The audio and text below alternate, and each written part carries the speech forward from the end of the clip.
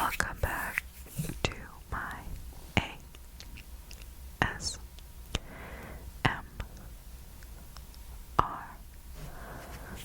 channel. My name is Mariah, and for today's video, we are going to be reading Problematic Summer Romance by Hazelwood. I know the background might not be soothing for the eyes, but I just like the vibe of it, so we'll see. Yes, but I've been wanting to read this book. I've had this book for I think 2 years now, and I haven't read it at all. I'm more of like a mood type reader, so I will not read a book unless I feel like reading it. Like, it has to be internally, like I need to read it, or else it's just gonna be in my bookshelf for years, like this one. But I'm finally in the mood to read it, and what better way to start during the summer? So, I think, should we read the back? I don't know, but I did want to preface that this is a romance book, so if you are underage, then I suggest you click out, because this ain't for you. This is not for you. I'll read a little bit from the back. What is wrong meets what feels right in this romance set in Italy by the New York Times best-selling author of Deep End. Why is there planes flying at 1 a.m. in the morning? Maya Kilgore is 23 and still in the process of figuring out her life. Connor Harkness is 38, and Maya cannot stop thinking about him. It's such a cliche, it almost makes her heart implode. Older man and younger woman, successful biotech guy and struggling grad student, brother's best friend, and the girl he never knew existed. As Connor loves to remind her, the power dynamic is too imbalanced. Any relationship between them would be problematic in too many ways to count, and Maya should just get over him. After all, he has made it clear that he wants her gone from his life, but not everything is as it seems, and cliches sometimes become plot twists. When Maya's brother decides to get married in Taormina, she and Connor end up stuck together in a romantic Sicilian villa for over a week. There, on the beautiful Ionian coast, between ancient ruins, delicious foods, and natural caves, Maya realizes that Connor might be hiding something from her, and as the destination wedding begins to erupt out of control, she decides that a summer fling might be just what she needs, even if it's a problematic one. So, if you guys could see the cover, Problematic Summer Romance. We'll just see how problematic it is. I've had this since last year, guys, and I haven't touched it since because I didn't feel like reading it. Problematic Summer Romance.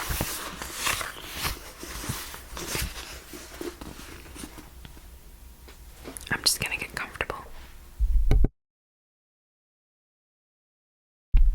Once again, for Jen, the only one who asked for this, happy birthday. I made them extra messy just for you.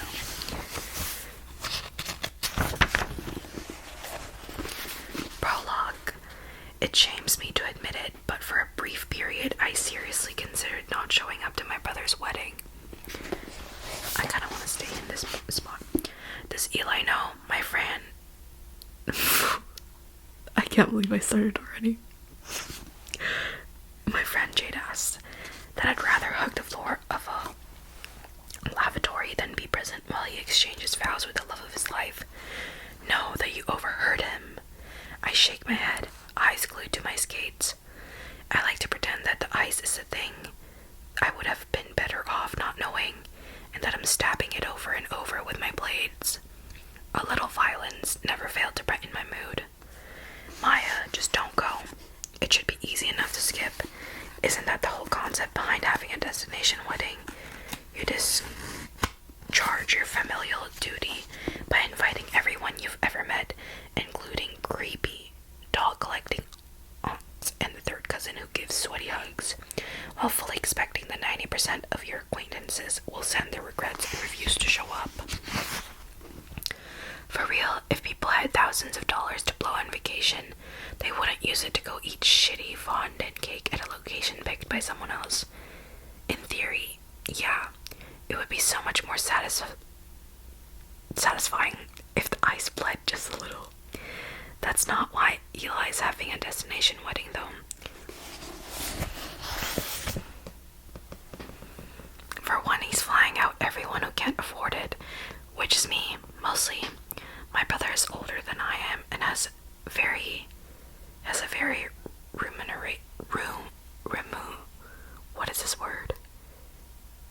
remunerative job. Two qualities he shares with every other person on the guest list. Not everyone can be like me, part of the glitzy, rarefied world of graduate students. Hang on, isn't the wedding in... Okay, guys, I'm gonna be very vulgar in this video, so I do apologize for that. But I do wanna read it to its full potential and say the F-bombs, and yeah. Hang on, isn't the wedding in fucking Italy? That's a lot of money. Yeah, well, he has it. Still, can't he just hoard it? She pretends to gag. I hate generous people. Unfucking bearable. I spin backward. Arms out, angel wild. It's an intimate thing anyway. Less than a dozen close friends for the week leading up to the wedding. About 30 more flying in for the rehearsal dinner. The other day I had this moment of weakness. Not proud of it, and lied to Eli about having to stay longer in Austin for my final interview for that MIT project. Told him that I'd only be able to join them later for the ceremony. I sigh, let myself fall back in step with Jade. The rink around us is nearly deserted and the ice gleams white under the ceiling lights. And he stared at me like I'd pinch his dog, told him that Tooth Fairy doesn't exist, and tried to slide my foot up his ass. All at once. The look of sheer betrayal. How dare he value your presence to this extent? I was in rage. Here I am thinking that my brother and I are both soulless, pragmatic people who don't put stock in ceremonies. It's not like I'm not planning to harass him and his new bride for the new 5 to 8 decades. Clearly, being in love has mellowed him past your direct suspicions, but do not fret, my friend. Jade swirls to a stop in front of me, blocking my path. You've come to the right person. I have plenty of experience in bullshitting my way out of things. Right, let's hear it. The most effective way to avoid a commitment is an ailment. One that meets 3 C's. She takes off her finger. Cringe, contagious, and above all, quick. I blink. She does not falter. Your illness must befall you so suddenly. You could not have anticipated it. It must be transmittable to others and prevent you from traveling. Most important, it must be embarrassing. I'm talking purulent itches, odors, fluids. It has to be devoid of grace. No one would believe that you're telling me a lie. Because why would you destroy your own good name? Jade, I take my hands in mine. Thank you. This is priceless information. You're welcome. I've been thinking of running a workshop, but I didn't tell you about this because I wanted to brainstorm ways to avoid showing up. Oh, really? I take a deep breath. If my brother wants me at his wedding, I'm going. End of story. Ah, I see. A deep sigh. Remember when you used to hate him? Yup, I miss those times more than ever. I force myself to shrug, but it's just a week. Honestly, I'm being a crybaby. You sure? I nod and resume skating. I'm moment later, she catches up with me.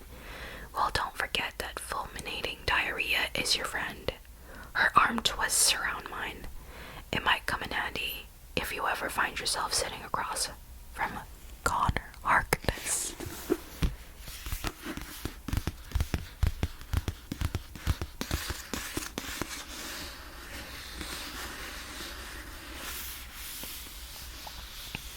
That was just the prologue, guys. Now this is 7 days before the wedding. Chapter 1. In a much appreciated stroke of luck, my brother's favorite creature in the whole universe is a dog. Or, that's not wholly true. The orbit of Eli's life spins around a single center of mass, Rue, his fiancée. And after 2 years of observing her, studying her, teasing her, squinting at her, and making stilted conversation with her, I must admit that I cannot blame him. Rue is unique and complicated and loyal and silent, and most people don't like her very much. I once suspected her to be cold. I worried that her relationship with my brother was doomed to be lopsided, and that it would end with her breaking his heart. And yet, over time, it has become obvious that she'd do anything for him, including patiently pretending to be interested as his little sister ventilates the idea of getting bangs for the 4th time in a month. I see her, and I have judged her worthy of his love. The dog, however, predates Rue. Tiny is a sweet-tempered 200-pound mutt rescue whose hobbies include snoring, slobbering all over himself, and being indiscriminately aggressively affectionate. Oh, that's a tongue twister. I like that. Indiscriminately aggressively affectionate. I love that alliteration, guys. Aggressively affectionate. Aggressively affectionate. Indiscriminately aggressively affectionate. I think it's just the way that indiscriminately. This is so funny. It's just my brain works like that sometimes. And when Eli started musing that it might be nice having a destination wedding with close friends and family, it was Rue who said, "We should stay nearby though." Why? Wouldn't you want Tiny to be there? Indeed, worthy of his love. Also, guys, I finally figured out my Apple Watch. It took so long, and now my phone looks like trash because it updated to the new one, and I had the iOS 18, and it was a 26 now. Yeah, I did not know that. It's been so long since I updated my phone, and it was still working. So, anyways, fortunately, Tiny is an enthusiastic traveler, which allowed them to keep Europe on the table. Unfortunately, not every airline allows in-cabin transport of bear-sized dogs who bark through their night terrors after being awakened by the smell of their own farts. Tiny's substandard sleep hygiene breaks my heart, but it's a sliver of an opportunity, one I latch onto like a barnacle in a hurricane. I found this airline, I told Rue and Eli a couple weeks before the wedding. The flight wouldn't land until the day after yours, but it comes with all the special accommodation for large dogs. Tiny would be comfortable, and I would accompany him. I smiled at Tiny, whose head was already leaning against my knee. "Hey, you perfect boy. Do you want to go on a road trip with Aunt Maya?" His tail helicoptered so hard I expected him to levitate.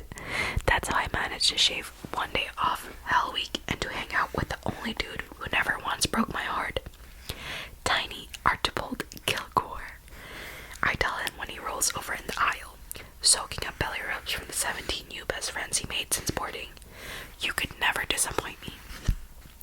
My dream guy jumps onto my lap during a spot of turbulence and forgets to leave. Traveling from Austin to Catania Airport, one layover takes about 15 hours.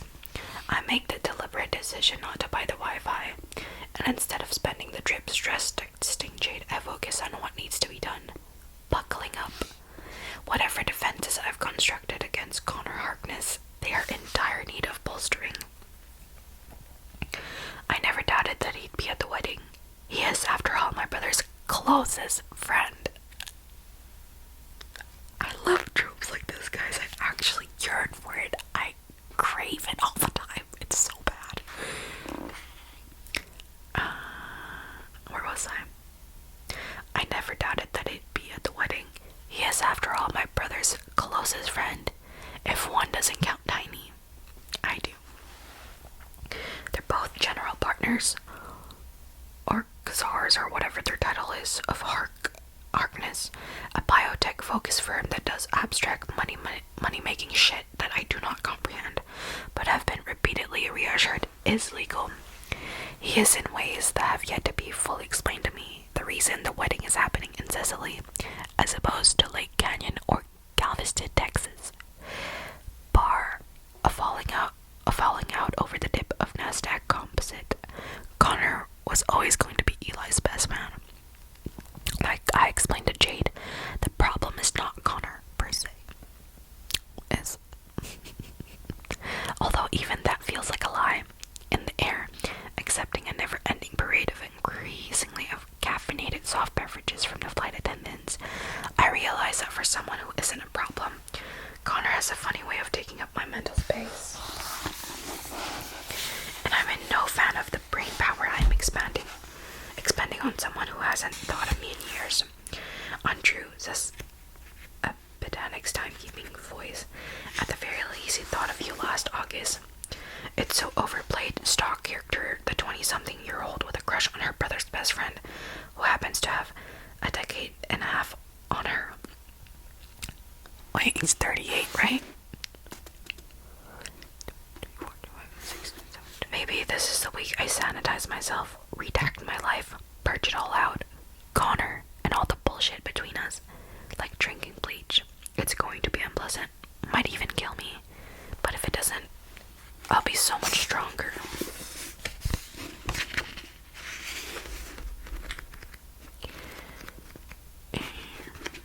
Guys, how long is this freaking chapter? I hope not though. Oh. I don't know how long it is actually. Oh no, it's almost done. Okay. Or in critical organ failure. I'm not a doctor. Still, I can dream even as my nightmare scenario materializes just a few hours later at the Catania airport, while Tiny charms the attendants in the pet relief area. My phone scrabbles for a network to connect to. I glance around, taking in the warm greetings, loud gestures, and unhurried pace of Italy. And when texts begin buzzing in my hand, I tap on the most recent one from my brother. Eli, a driver will pick you guys up and take you on the villa. Sounds good, I type back. It sounds, in fact, potentially really bad. It's that you guys that has me worried. Eli could be referring to Tiny and me, or to me and having another guess, in which case I want a name, ideally without having to ask. But there's no time for that. Tiny's brick-sized stack of health papers is being inspected by custom agents, and we're pushed out of the security area, where a handful of tween girls chug espressos from tiny cups like they're mezcal shots.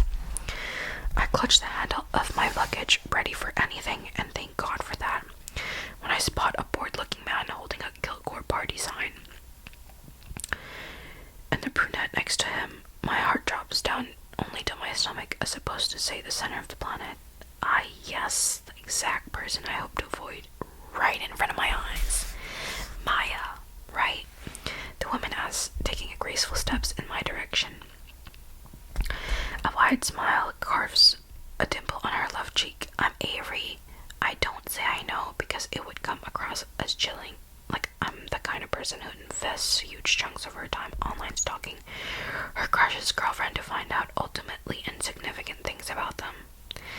It's exactly the kind of person I am, of course, but I will attempt to bring it to my grave. Jade is under strict instructions to wipe my devices the second I flatline. I've heard so much about you, Avery. It's the truest thing I can think of. I expect us to shake hands, but she pulls me into an affectionate hug, which has me begging my over-traveled forced to take a break from perspiring for just a second. It's so cool to finally meet you. Can't believe it hasn't happened before. She's a little shorter than me, and we fit oddly together. Her nose against my shoulder, my frizzy hair in her mouth. When I pull back, I feel awkward and frumpy in my dog hair, speckled sweats, and UT crop tee. I should act distant, icily polite. The problem is Avery seems really nice, and I like nice people. It's so weird, I say, that we both live in Austin, but we're meeting for the first time in Italy. I know. And after I've been hearing so much about Eli's sister, the rumors have been greatly exaggerated. Her head tilts. Rumors of what? Everything. She laughs, musical, a little husky. Shit, I think she might be sexy. No, your brother and Minami are so proud of you. All those startups that were recruiting you, and that award you won, and the MIT stuff, everyone admires you so much. I was so sad to be the only one who hadn't met you. Yeah, well, that's on me. You only began working at Harkness last summer, right? I spent most of last year in Switzerland. Only came back a few weeks ago. Hard girl to track, for sure. Her shrug is as beautiful and put together as the rest of her. Even just off a transatlantic flight, I don't want to make her uncomfortable by gawking at her dewy skin and unpuffy eyes, so I force myself to glance around. Taking reunions, the babble of languages, hugs upon kisses upon hugs. Eli's driver crouches in front of Tiny and pets his head, a willing new subject working. Avery's eyes remain locked on me. Sorry. Ew, that sounded so Canadian, guys. Sorry. I don't mean to stare, but it's striking. What is? How much you look like Eli. I laugh. Yeah, I get that a lot. I'm used to being identified as Eli Kilgore's a little sister first, and only later as an individual in my own right, and I don't mind much. Yeah, you look like him, but also not at all like him. Yeah, it's uncanny. I give her my standard response. It's the curly black hair and the blue eyes. Truthfully, it's much more than that. Eli and I have the same chin, sharp canines, legs too long for our torsos. We have strong eyebrows, cupid's bows, and the infamous Kilgore nose, Roman-shaped and narrow-bridged. The main character of her face is an important brown nose, Dad used to say, and I would shake my head and Google makeup tutorials on how to smoke and mirror my way into a cute little button, or calculate how long I'd have to save up for plastic surgery. When we were 13, Jade offered to hit me with a hockey stick to see if it would redistribute stuff. Hard pass. Then one day, I woke up and decided that my face was fine the way it was. Dad would be happy that I've come to embrace it. No, flaunt Kilgore's genes. I love it. The family resemblance. Avery laughs. Sheepish. I'll stop talking about it. It's just, you're really pretty, and she scowls as if realizing her sentence is heading. No, I get it. I wave her worry away, because I know what it is that trips her up, that Eli and I are made of the exact same parts, but the resulting colleges give starkly different impressions. That the same features can be handsome on someone and pretty on another. It doesn't help that he's traditionally masculine, while my personal style is as cutesy as they come. You know, she says, I think you and I are going to get along great. Oh, holy. That was crazy. I swallow thickly at her kindness, at the idea of having a relationship with this woman who... Go. The driver asks, interrupting us. He's older, round, doesn't appear to speak enough English to follow conversation between Avery and me. But boy, he's bonded hard with Tiny. Go. He repeats more forcefully, pointing at the exit. Yes, please, Avery says. I nod too, relieved. He points at my suitcase with a quizzical offer. When I shake my head, he winks, grabs Avery's luggage, and together we head into the bright Sicilian. Okay, I think that's where I'm going to end today's video, guys,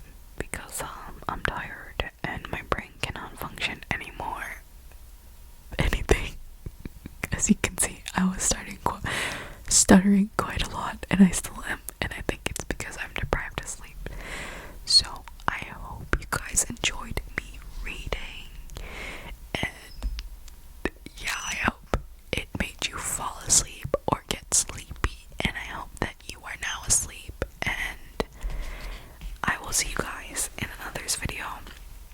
But I will continue reading this book, and potentially, well, let's see if I do it in order, because I'm gonna bring this to the beach tomorrow, or bring it to I forget that I'm not gonna post all the videos I film in a day all at the same time. So I'm going to the beach, and I'm going to bring this when I go to the